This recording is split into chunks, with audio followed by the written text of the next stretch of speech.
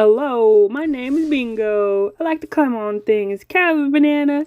Now, if you know where that's from, you're my favorite.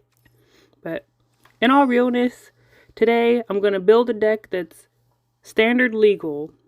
And I'm about to type out the card I'm going to use in just a second. But guess what I'm going to build around? Oh, looks like Ajani, right? I'm going to build around Ajani Sleeper Agent. Today is a proud day for Poison People MTG. Poison is back in standard. Of course, we had Finn the Fangbearer in last rotation, and we didn't have to go too long without a poison card. First things first, Ajani just came out from the new Dominaria United set, and I don't have any of them. I opened, I think, 6 packs so far, and I wasn't lucky enough to hit them naturally. So we're going to use some of my wild cards to go get them. You're in for a special treat this week, because after I show you how I built this deck, I'm going to be uploading some gameplay afterwards, because I wasn't sure how this deck was going to go, but it's pretty bonkers. I'm pretty sure I won't need 4, but I got 4 just in case. I'm down to 2 mythics. I don't think I'll really be needing any more mythic wild cards, so I'm just going to go ahead and search all standard legal cards that I've already collected. So Ajani comes in with 4 loyalty if you pay the regular mana cost. If you pay life to cast him, he only comes in with 2 loyalty. What we want to do is get to his ultimate, which is you get an emblem with whenever you cast a creature or planeswalker spell, the target opponent gets 2 poison counters. So we're going to try and stay away from any other cards besides creatures and planeswalkers. The way I usually start building a deck is I'll just start throwing just random lower converted mana cost stuff in. And that's what I'm doing here. You'll see later on in the video that I'm taking out most of the things I've added in the beginning. I know humans are big in standard right now. So I was pretty much picking humans or spirits. And you'll see why here in a second. You'll notice I was just adding stuff really without even looking at it. But here we're gonna actually look at Beloved Beggar. So he's a 0/4 with Disturb. And he got Flying Vigilance, and he's a spirit. And a human, so he was a good choice. Disturb is a mechanic that lets you cast that card from the graveyard if I hadn't mentioned it before. Next we got Candle Grove Witch. She gets flying if you got creatures with 3 different powers. And just because I'm not going to be playing with many artifacts or enchantments, it doesn't mean that my opponents won't. So the commando helps with artifact and enchantment removal. Drogskull Infantry is good because you can buff up another creature. But like I said, I didn't want to do too much with enchantments or artifacts. I'm just looking back at what I got so far, trying to see if what I'm doing makes sense. I was thinking about combat tricks, trying to tap my opponent's creatures, and I thought about putting removal in there, because I see Fateful Absence right there. I only have 1 copy of it, so I thought I might just throw it in there. So it's a 2 casting cost instant. It destroys target creature or planeswalker, and then the opponent gets to investigate. I remembered I got Giada, and that's a good one. So I definitely threw her in there. Intrepid Adversary is a good one. I love Lion Sash, but I don't think he's good for this deck. I'm just scrolling through all the commons and uncommons. It sucks, but sometimes commons and uncommons got no place in standard.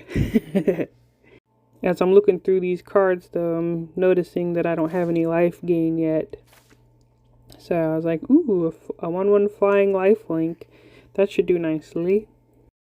I'm looking at Spirited Companion also, and I'm realizing I don't have much card draw. So I took a little time to think about maybe I should just sprinkle in a little bit of each thing. Life gain and card draw, there are the best things you can do to help your deck in standard. Take Up the Shield gives a creature lifelink and indestructible 10 to turn, so I was like, why not? Let's grab that. Thalia is a 2/1 first strike, but then later on I realized that she makes non-creature spells cost 1 more, which I don't want that to happen because I got planeswalkers in this deck. I picked a couple of Valorious Stances because I was thinking about protecting my creatures and also being able to get rid of my opponent's stuff. But I think I took those out later on in the video too. Voice of the Blessed, that's a really good card. And of course, gotta have some of that Adeline. I was thinking about passing up the Faithbound Judge just because I have to wait till he gets 3 counters on him for him to be scary. But he's still a really good blocker. He's also a win condition if I should get in a sticky situation. So I was like, I need him in there. Halo Fountain's coming up, and I really wanted to build a deck around Halo Fountain. And I figured I'd just throw it in for fun. I can't wait for you to see the video of one of the games I played, because it's just like fodder for discard. People don't want you to have it.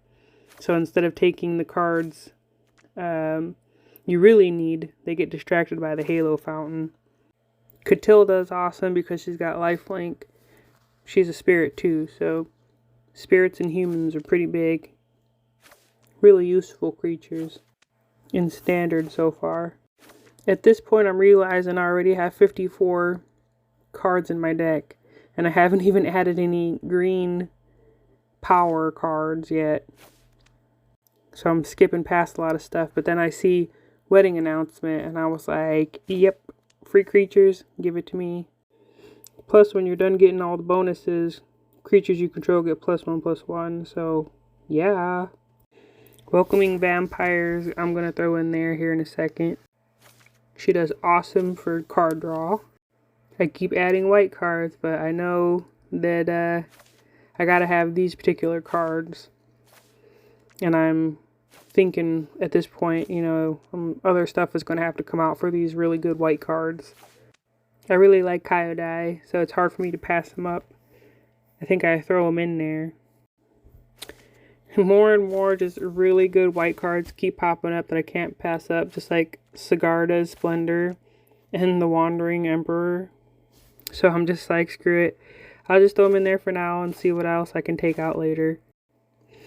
I'm putting in 2 by invitation onlys. Hopefully I won't have to use this card because it'll get rid of my creatures too. But it's a very good board wipe. Making people sacrifice things rather than destroying them is strong. I completely passed by Farewell and I was like, whoops, can't do that. I know how awesome Farewell is.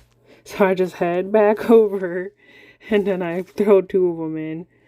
And at this point, I'm at 64 cards, and I'm just like, wow, I gotta have these Farewells.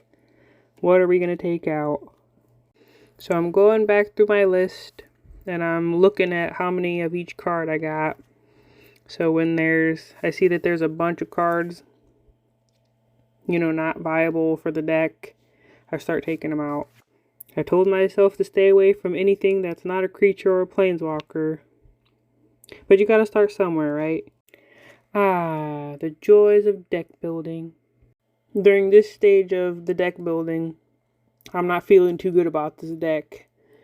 And I'm kind of freaking out a little bit, like, how am I gonna make it better? But the more I look at it, the more things make sense. And I just start taking out stuff I know I won't really need.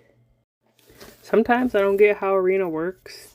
Like, I told it to display white and green cards, and then here in a little bit I'm gonna see some blue cards coming up, and I'm just like, what's going on here?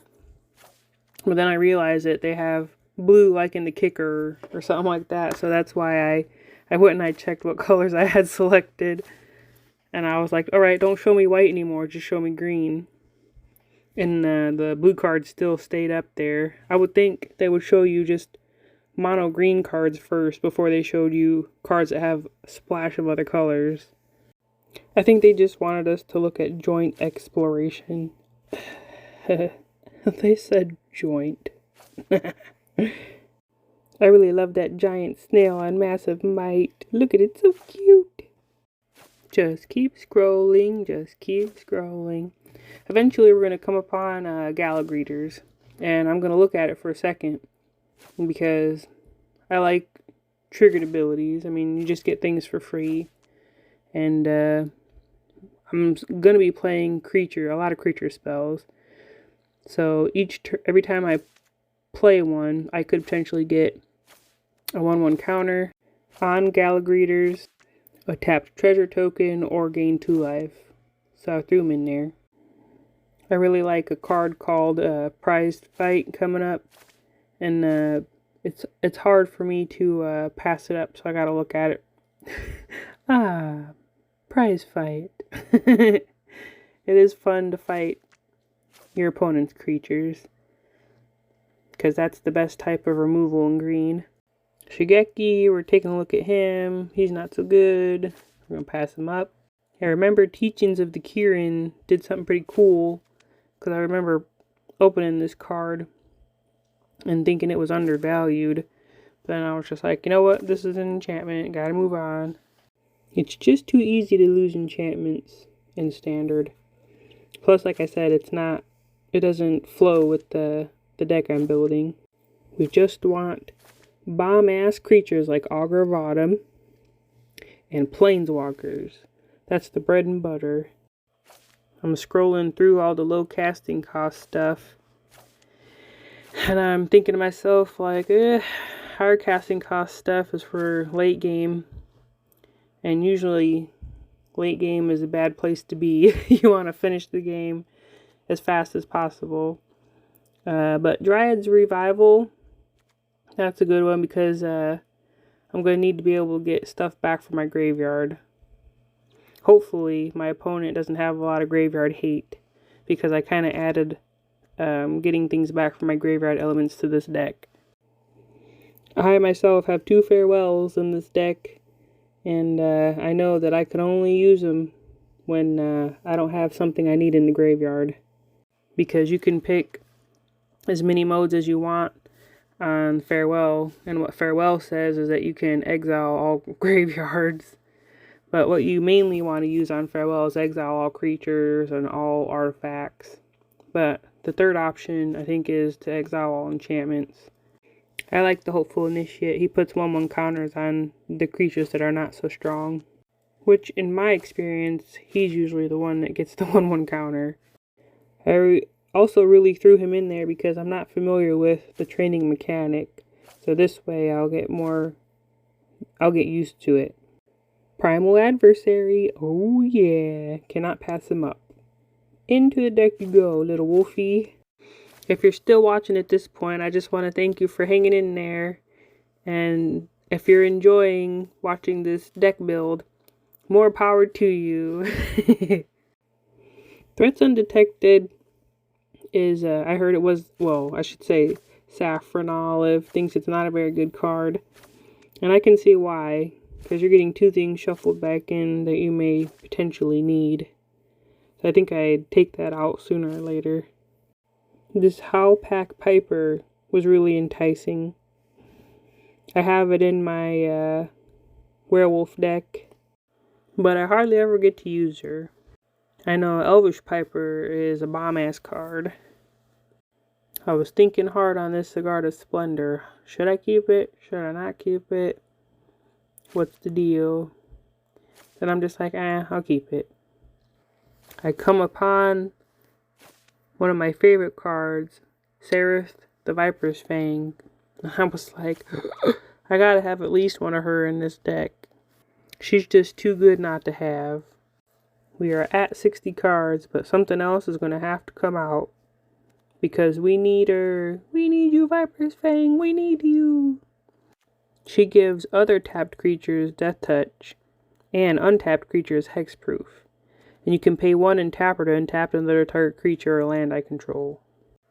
So I completely take out Valorious Stance. I figure I won't need to make my creatures indestructible if they have Hexproof. So this is a good trade. I see that orange symbol on Consuming Blob and I'm tempted. And then I'm just like, nah, we'll let him go. There are a lot of options on Glorious Sunrise, and I'm thinking maybe I need this in my deck. So I throw one in, we let them hang out there and marinate to see how I feel. And then I see Spring Leaf Avenger, and this guy brings stuff back from the graveyard. So Glorious Sunrise immediately comes out. Plus he's a big old 6/5 that you can ninjutsu in for 4.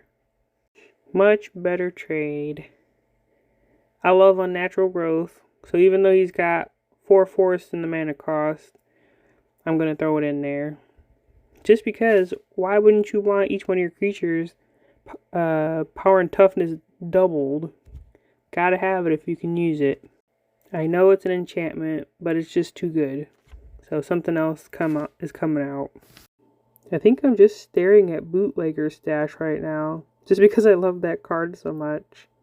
A 6-drop artifact that just lets your lands create a treasure token. And the treasure token doesn't even come in tapped. Oop. Vivian's an awesome planeswalker. Gotta have her. She puts stuff in my graveyard and she makes creatures. So she's good for this deck. I see Titan of Industry, and he's got a huge paragraph on him. But he just costs way too much. And right now, I'm looking at my lands and I'm noticing that all I got is plains and forests. I'll fix that here in a second. A Beseiju is way better than just having a forest in your deck. So I threw my 2 copies in, of course. We've got some multicolored cards here. And we're gonna come upon Arlen the Planeswalker. It'd be nice if she was the right colors, but we have to pass her up. And then finally they're gonna show me some white and green cards, but they're not good enough for this deck. So I have to just let them go, even though I would like to play with cards from New Capenna. It's only a common. Now, there's a card coming up. He also has training and he's human. So I think I throw him in there. I believe his name is Torrens. Fist of the Angels. Yep. And he has, whenever you cast a creature card, he makes a creature with training. So I had to have him in there. I realized too that I don't need 4 copies of Ajani in there, so I took one out. And I did some mana fixing. Always good to have some gain life dualies. So I threw that in. And I don't want too many coming to play tap lands, so I think I only put 1 Botanical Plaza. I used Jenny Faye in another one of my decks that I call a big mess, because it's all 5 colors. So I get stuck on her a little bit, thinking, like, how can I use her to my advantage in this deck? Because I could potentially use it, because I could do, like, green, green, white, or green for the casting cost. My mind likes to go on little tangents, but you gotta stick to your choices when you're making a deck. You gotta remind yourself, what's the point of me making this again? So we're at the end of all of our choices for green and white. And I got 1 extra card. And I'm thinking, yep, that Threat's Undetected is coming out. It's not a creature, and it's not a planeswalker. And that's all there is to it. Thank you guys for watching. Hope you enjoyed this deck building. And stay tuned to watch it in action.